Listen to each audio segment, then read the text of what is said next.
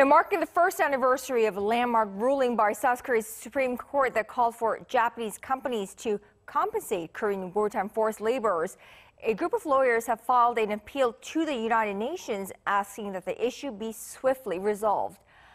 Hundreds of people also took to the streets in Seoul on Wednesday to protest against the Abe government.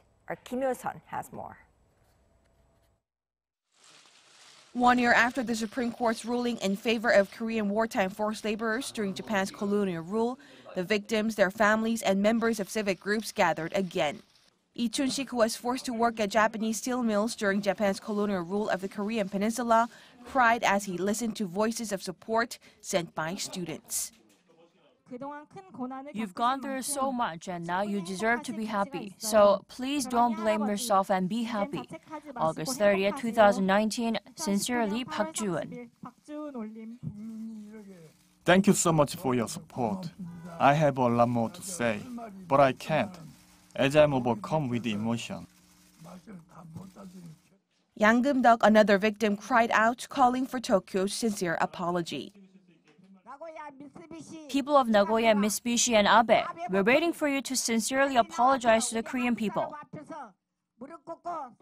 Despite the Supreme Court's verdict, no compensation was provided, and the Japanese government's reluctance to cooperate is delaying the process of forcing liquidation of the company's South Korea-based assets. We've discovered Tokyo's foreign ministry has not yet delivered the documents stipulating the court order to the companies. Members of Minbyan, or Lawyers for a Democratic Society, said Wednesday that they have filed an appeal with the UN asking that the issue be swiftly resolved. It's the first time an appeal on the forced labor issue has been filed with the UN. The NGO also revealed its plans to continue to pressure Tokyo by launching a campaign to collect signatures from 1 million citizens to take the issue to the International Labor Organization. Marking the anniversary, protests were held in front of the Japanese embassy in Seoul, as well as at other locations, condemning the Abe administration. Holding no Abe signs, many angry people took to the streets. There was no apology to the Korean victims. Rather, the Japanese government imposed economic retaliatory measures on us this summer.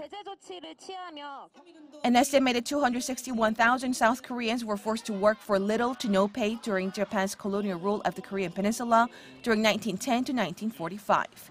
There is no official data on how many of them are still alive. Kim Hyo-sun, Arirang News.